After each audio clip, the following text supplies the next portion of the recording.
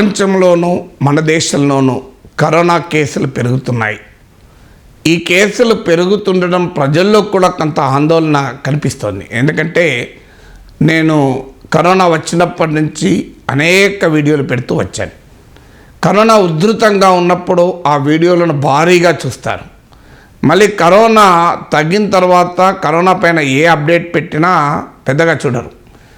ఈ మధ్య లాస్ట్ 1 వీక్లో కరోనా పైన నేను పెట్టిన 2 వీడియోలకు కూడా వేల మంది చూశారు. అంటే దీన్ని బట్టి నాకు అర్థమైంది ఏంటంటే సమాజంలో మళ్ళీ కరోనా ఉధృతంగా పెరుగుతుందా అన్న టెన్షన్ మొదలైంది. దీనికి కారణం ఏంటంటే టీవీ ఛానల్లో పెరుగుతున్న కరోనా కేసులు అని మళ్ళీ హెడ్లైన్స్లో రావడమే.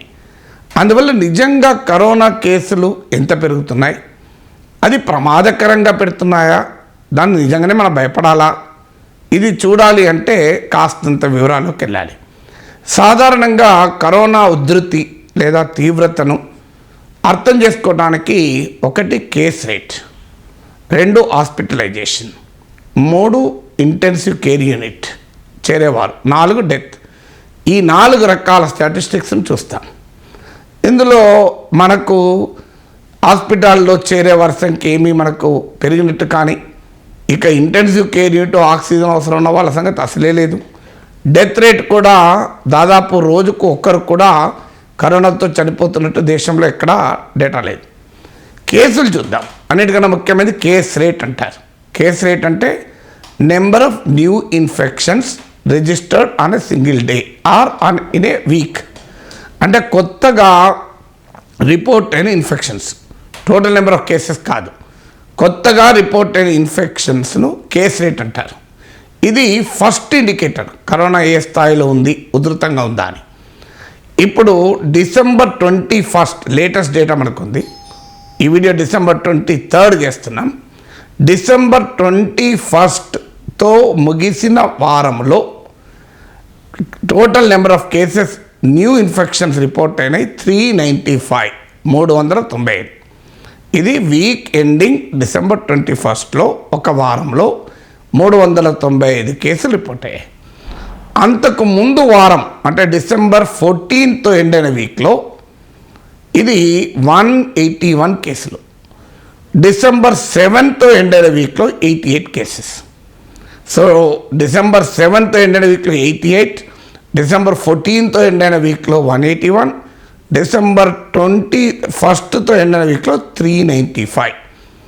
ఈ ఫిగర్ చూస్తే మనకు అర్థమవుతుంది కరోనా కేసులు బాగా పెరుగుతున్నాయి.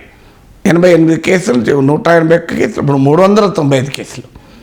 కానీ ఈ ఫిగర్ను మనం ఇలా కంపేర్ చేస్తే నిజమే కదా, కరోనా కేసులు ఇంత బాగా పెరుగుతున్నాయి కదా అని అనిపిస్తుంది.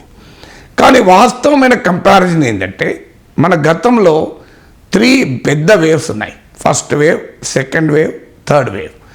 అలాగే మధ్యలో చిన్న చిన్న స్పైక్స్ ఉంటాయి. అంటే ఒక వేవ్ ఫస్ట్ వేవ్ అయిపోయాక సెకండ్ వేవ్ రాకముందు వేవ్ అని ఎప్పుడంటామంటే భారీగా కేసులు ఉంటే వేవ్ అంటాం. కానీ కేసుల్లో స్వల్పమైన హెచ్చుతగ్గులు ఉంటూ ఉంటాయి, వాటిని స్పైక్స్ అంటారు కాస్తంత పెరిగినప్పుడు. సో మీరు ఈ టేబుల్లో, స్క్రీన్ పైన ఉన్న టేబుల్లో చూడండి, మీకు అర్థమవుతుంది.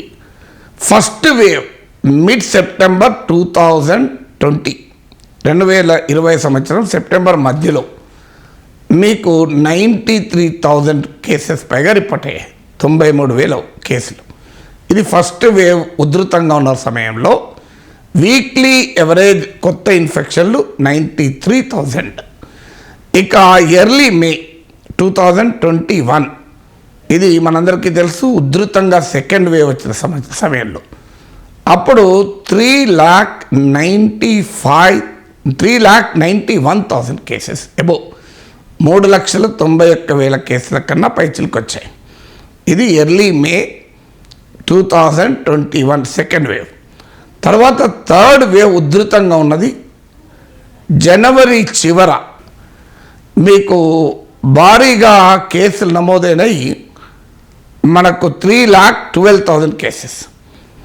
సో ఈ 3 వాటిని మనం కనుక స్టడీ చేస్తే ఎక్కడా మనకు పోలిక కనబడదు.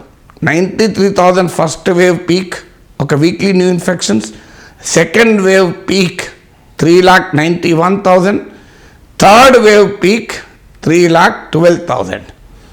సో ఇక మధ్యలో ఏప్రిల్ 2023లో కూడా ఏప్రిల్లో కూడా ఒక స్పైక్ వచ్చింది. అది ఏప్రిల్ 23.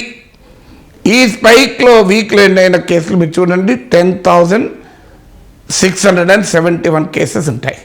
అంటే లిటిల్ ఓవర్ 10,000 కేసెస్ మనకు రిపోర్ట్ అయ్యాయి. అంటే 10,000 కేసులు రిపోర్ట్ అయినప్పుడు ఎవరు పట్టించుకోలేదు, మనం నోటీస్ చేయలే, మనం సీరియస్గా తీసుకోలేదు కనుక మనకు తెలియదు. ఇప్పుడు వస్తున్న కేసు ఎంత? Weekly case rate 395.